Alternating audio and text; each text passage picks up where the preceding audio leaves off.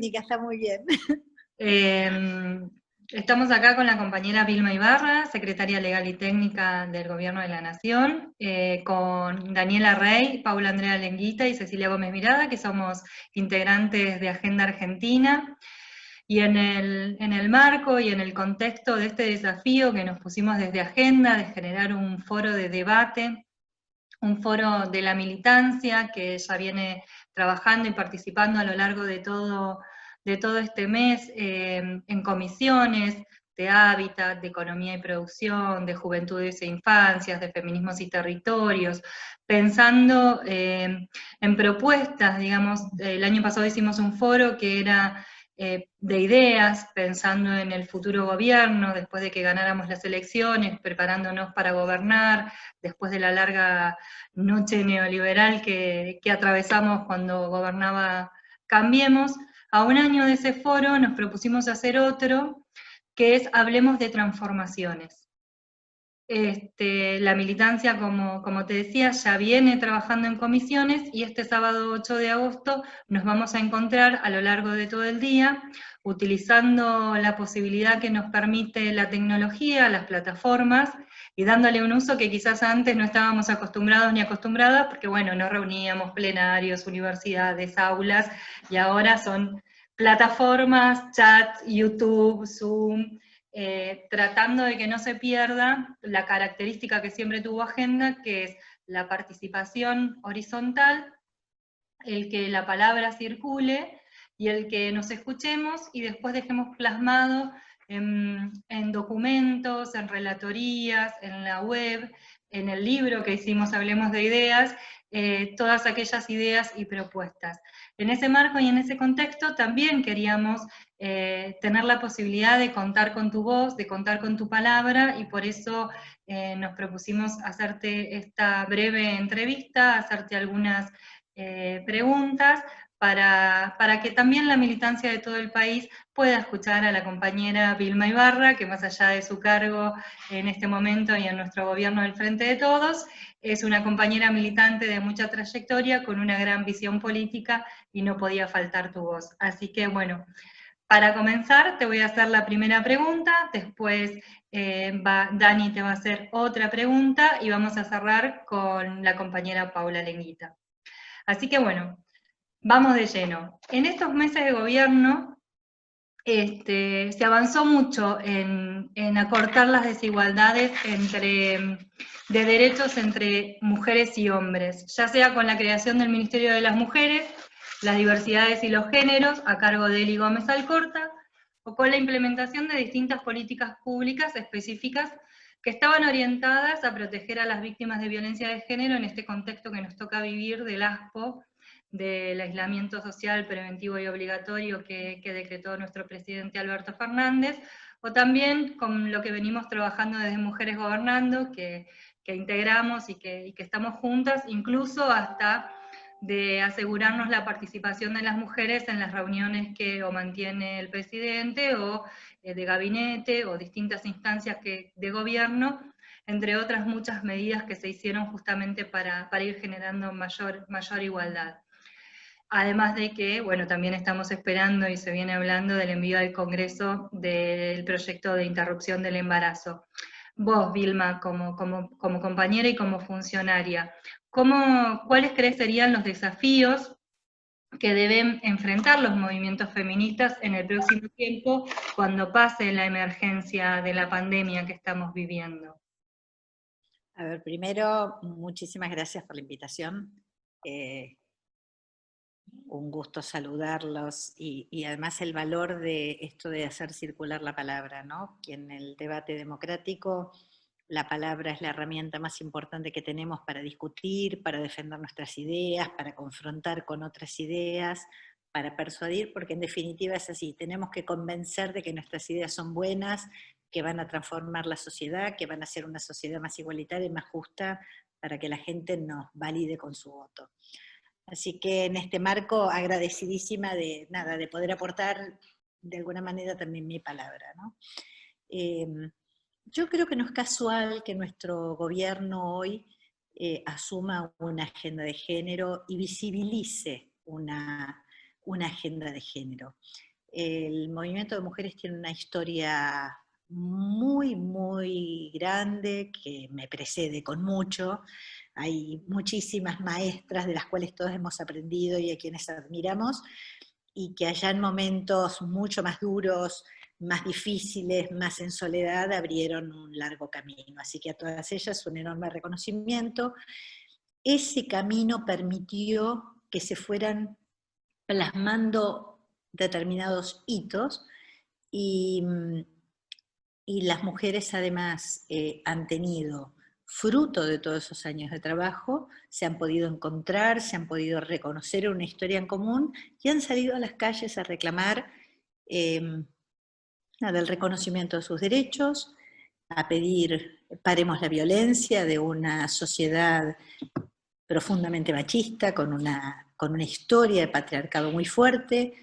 ¿Cómo hacemos para dar cambios legislativos, cambios culturales, y qué agenda nos ponemos para eso?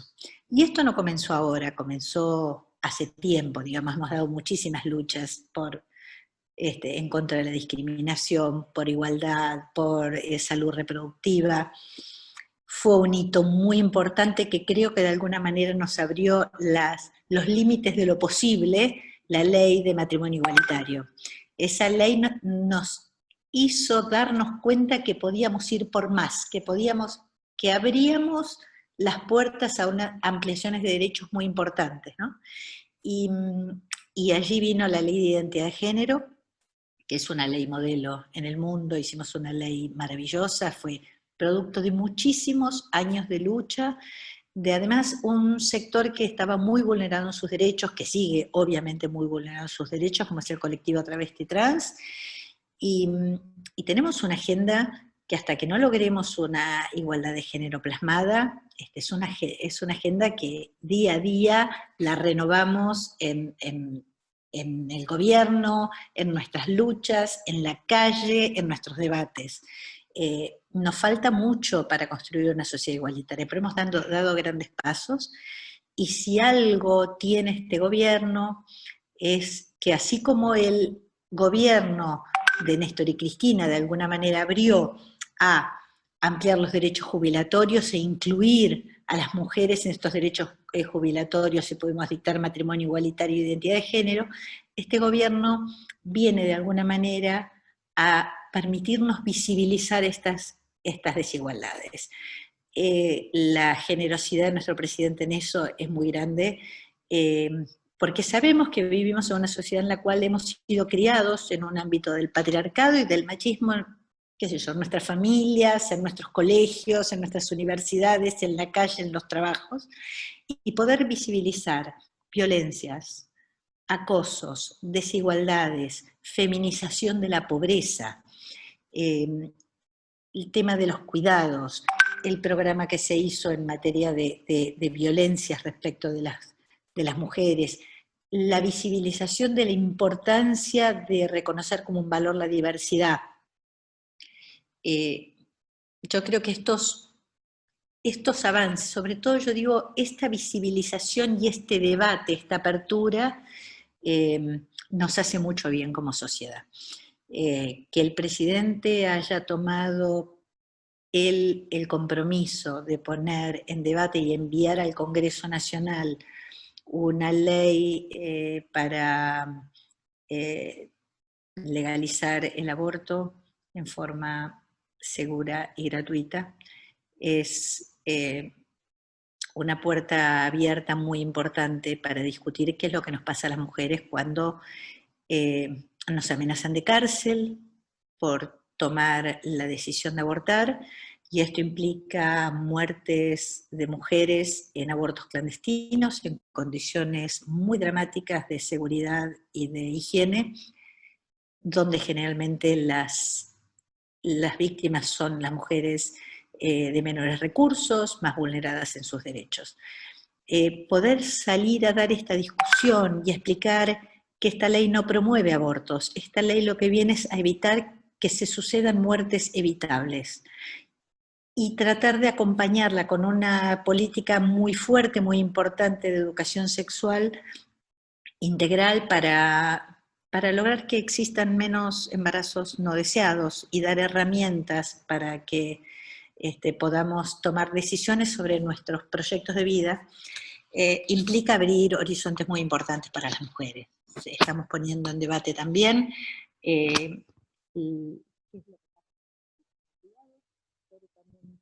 ámbito privado, planteadas exclusivamente para las mujeres, que tenemos que cuidar a nuestros hijos, que tenemos que cuidar a nuestros padres, que tenemos que cuidar a los enfermos, las dificultades de contar con apoyos para poder salir a participar del mercado laboral en iguales condiciones, visibilizar, discutir y legislar sobre estas cosas es algo muy importante, donde hay una agenda que no se agota, porque hasta que no tengamos igualdad de género, la agenda no se agota.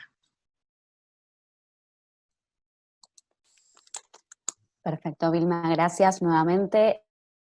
Y en concordancia con esto que venías diciendo de la visibilización y de estas diferentes problemáticas en diferentes ámbitos que venimos teniendo, sobre todo las mujeres, esta semana vimos como un funcionario del Poder Judicial, particularmente el fiscal Santiago Terán de Cutralcó en Río Negro, maltrató en vivo a una periodista en un claro hecho de violencia machista.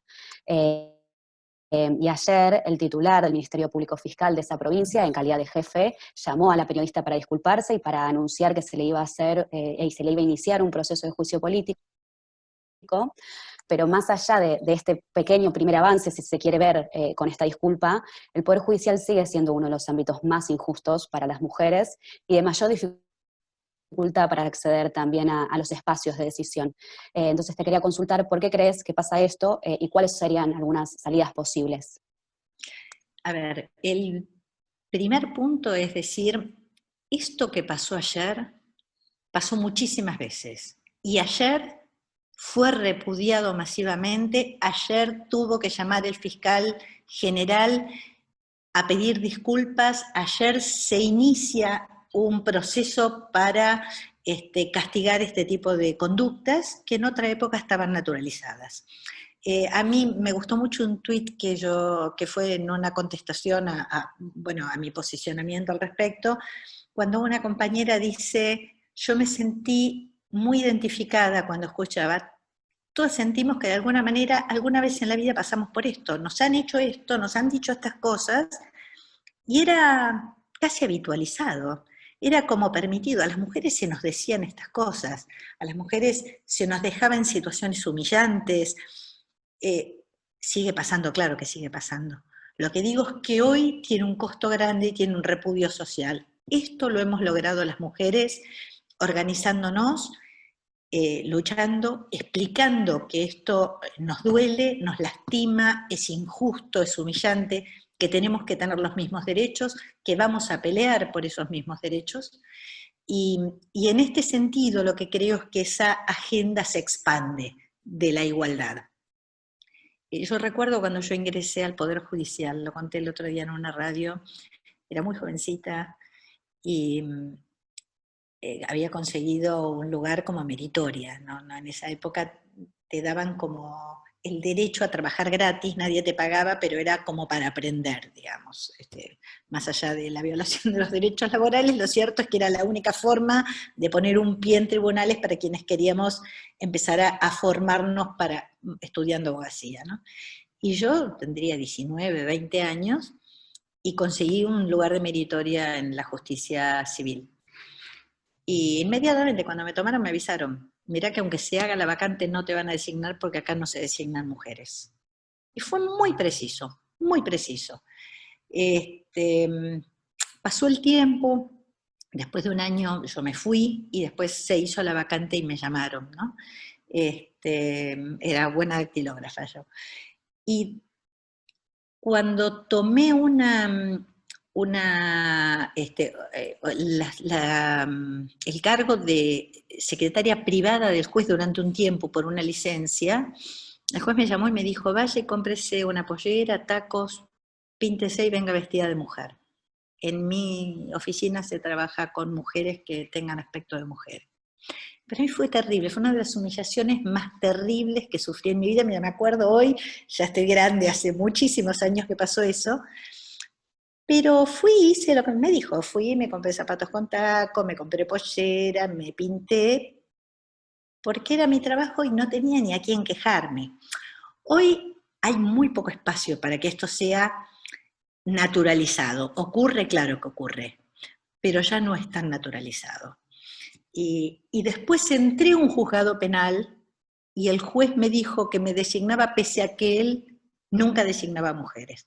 Digo porque esto es una parte del Poder Judicial muy fuerte, como vos marcabas, que se expresa también en esto que dijo el fiscal y que sintió que tenía el derecho a decirle a la, escúchame querida, estás casada y vos no te hagas la torita.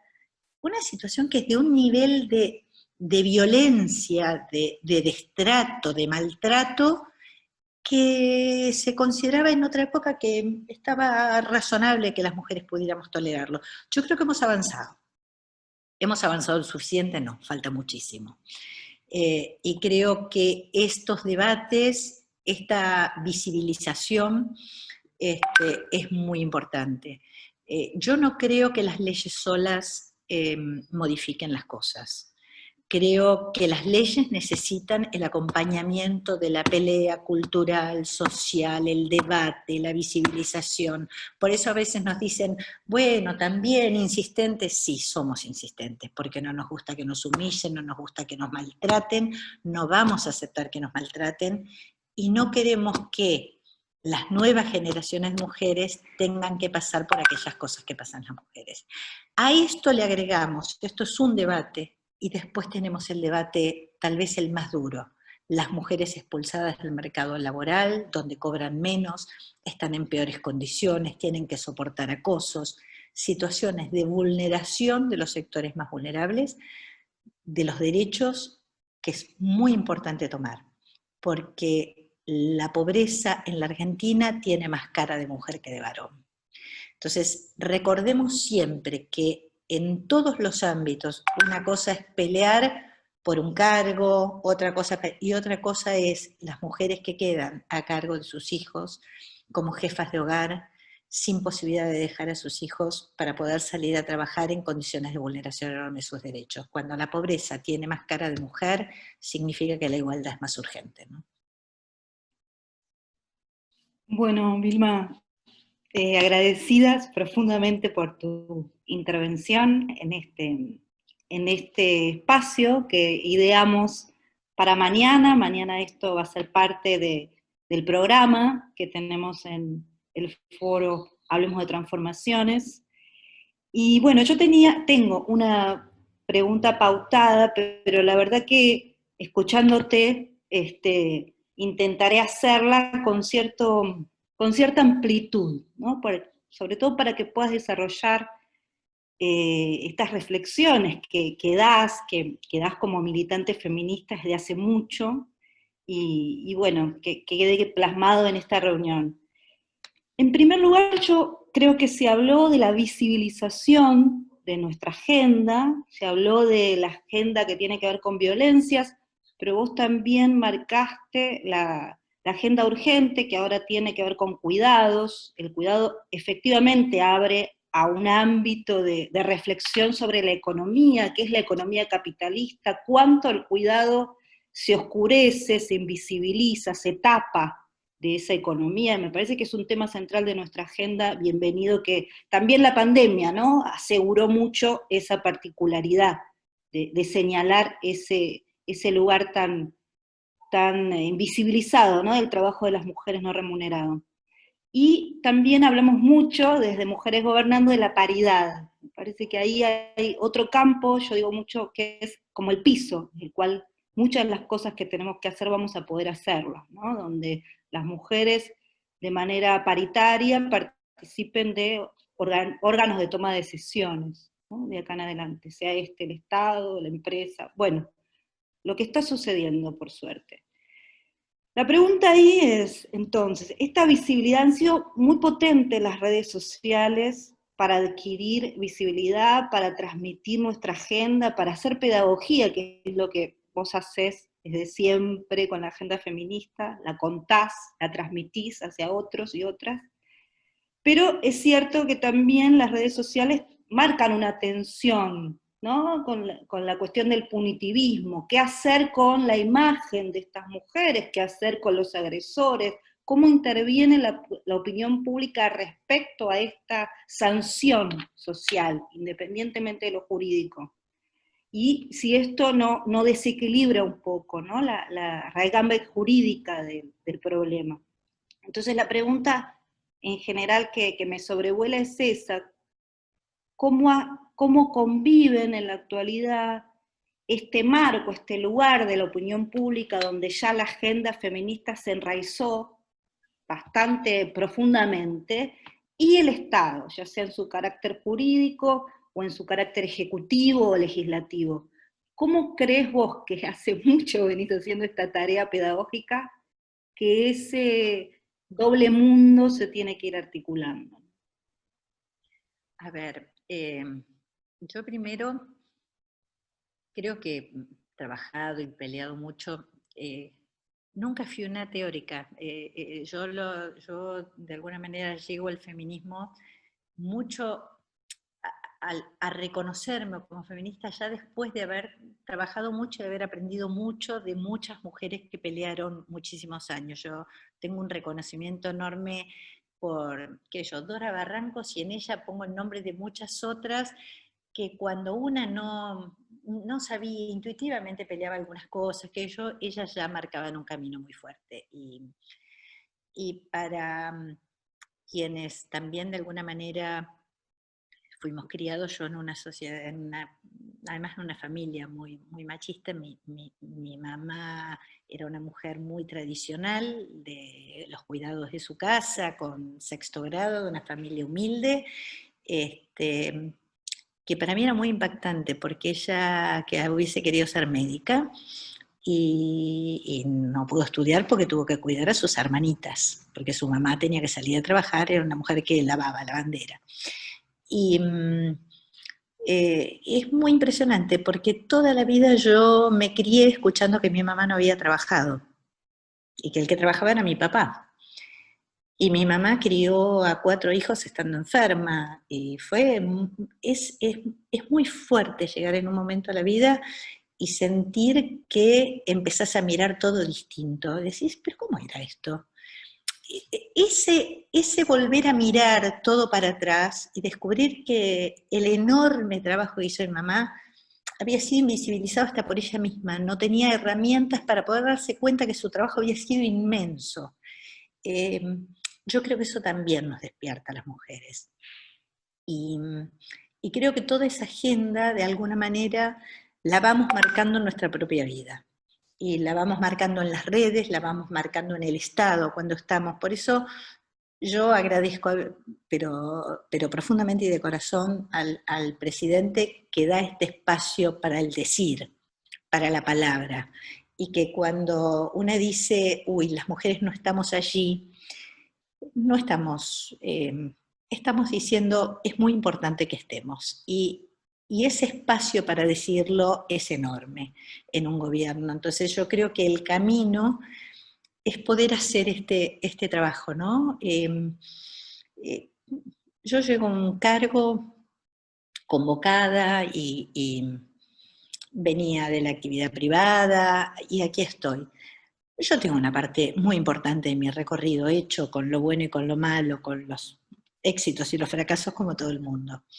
Lo que sí uno tiene es esta sensación de decir, llegamos a un lugar donde nuestra voz se escucha, usémosla para hacer lo que hay que hacer, para que las generaciones que vengan tengan un mejor espacio, tengan un mejor lugar, y no cueste tanto, y aquellos sectores más vulnerados puedan tener el lugar que a veces otras no tuvieron, ¿no? Y ahí pienso en mi mamá y pienso en tantas como mi mamá. Entonces, ella no pudo estudiar y yo pude hacerlo, y yo pude llegar acá. Y si yo estoy acá, tengo que hacer algo por las mujeres que te digo, y ahí reconozco la voz de todas las que trabajaron antes que nosotras. No soy yo, es una historia, y creo que esa historia es muy fuerte ponerla en el trabajo cotidiano, es muy fuerte ponerla en las redes, es muy fuerte ponerla en cada día. A mí yo no me enojo, yo nunca me enojo en general con varones que tienen el lugar de ocupar, porque hemos sido criados en esto. Yo reconozco el valor de que puedan repensarlo, de que puedan escucharlo y repensarlo. Yo me crié con 3 hermanos varones y tengo 3 hijos varones. Entonces, todos los días ir repensando algunas cosas. Y el trabajo de las mujeres seguramente es duro, seguramente es fuerte, pero no tenemos que cejar en eso. Entonces, es en las redes, sí, es en las redes la palabra. Es en el gobierno, es en el gobierno. Es en casa, también es en casa. Porque yo tengo que pelear también para que mis hijos sean hijos que entiendan que el trabajo es de todas y todos. Y que la diversidad es maravillosa y que tenemos igualdad de derechos. Y yo me acuerdo de aquellas, lo hablábamos en las últimas fiestas en mi familia, porque yo tengo un registro muy grande de las fiestas. Mi familia era una familia en general, tenía una buena convivencia y teníamos fiestas de Navidad y Año Nuevo, donde los varones se sentaban a charlar y las mujeres se sentaban por otro lado y hacían las ensaladas, la comida, pero mi imagen es muy fuerte de eso, ¿no? Es muy fuerte. Tengo un registro muy preciso de esas imágenes, de los varones sentados, hablando, jugando a las cartas que yo, y las mujeres haciendo las ensaladas y cocinando y sirviendo a la mesa, levantando la mesa y después charlando en la cocina mientras se lavaban los platos. Es una imagen muy fuerte de mi vida, de una parte muy importante de mi vida. Y yo veo ahora las reuniones familiares donde sobrinos, sobrinas, salen, vamos a levantar la mesa, ya son todos y todas, y esa conversación par, eso de que el varón no siente que tiene que ir, ay, te sirvo tal cosa, pues somos esta cosa par, somos pares, salimos. Esto que en algunos sectores urbanos donde lo estamos debatiendo empieza a ser bastante más expandido, bueno, hay que ir poco a poco pudiendo expandirlo al país, digamos, esta sensación de libertad, de la igualdad de género, porque la verdad es que las tradiciones, las sociedades más tradicionales son más resistentes a los cambios. Entonces creo que algo aprendí es a no enojarme con esto, es a persuadir de que es tanto más linda la vida en esta paridad, es tanto más hermosa para todos, para que el varón no tenga esa carga que si perdió el trabajo se le va la masculinidad, que si no puede sostener económicamente tiene la masculinidad en juego, y que las mujeres nos sintamos que tenemos que parar nuestra vida en el trabajo porque el cuidado de los hijos o de las personas enfermas es nuestro. Esta paridad, esta igualdad, de alguna manera nos mejora a todos. A las mujeres nos saca además de un lugar mucho más vulnerable. Pero yo repito, yo no soy una teórica, nunca estudié mucho de esto. Lo que siento es que lo viví, que me atravesó, que mi vida estuvo atravesada, y yo siempre agradezco de alguna manera esta cosa de las mujeres en la calle reclamando por sus derechos, porque también me permitieron a mí verlo, cambiar, sentirme más libre, y creo que, bueno, que cuando llegamos de alguna forma al gobierno, lo mejor que tenemos que hacer es ayudar, empujar un poquito todos los días, para esto, lo que a veces pensamos para la economía, pero es también para los géneros, sociedades más igualitarias, son más hermosas, todos seguramente somos más felices y todas somos más felices en sociedades más igualitarias. Así que yo diría, ¿cómo combinamos? En todos los ámbitos, siempre, sin prisa y sin pausa, sin enojo, sabiendo que es un tema cultural, pero que si no damos el debate cultural no podemos avanzar, y avanzamos mucho. Así que es eso, sé que hay otras que son muchísimo más teóricas y saben mucho más que yo, pero creo que lo que mejor puedo aportar es esta historia, y eso es lo que yo comparto con las mujeres, ¿no? con mis pares, esta sensación de decir, vale la pena recorrerlo. Bueno, un placer, la verdad. No sé, las compañeras, yo no agregaría nada, solo agradecerte esta oportunidad de charlar Y bueno, espero que mañana algo de esto se muestre para seguir dando ese gesto, como vos bien decías, de caminar juntos con tranquilidad, con tolerancia, hacia donde nos liberemos, ¿no? Nos humanicemos un poco los géneros. Así que muchas gracias. Magnífico. Yo les agradezco muchísimo a ustedes porque siempre es un gusto compartir, compartir, encontrarnos, ¿no? Esto que dijeron al principio, el valor de la palabra, es un enorme placer. Además es muy generoso siempre dejar la palabra y recoger la palabra de otro. Así que muchísimas gracias a ustedes de corazón. Muchas gracias a vos, Vilma. Muchas gracias por darte el tiempo. Gracias. Chao. Chao.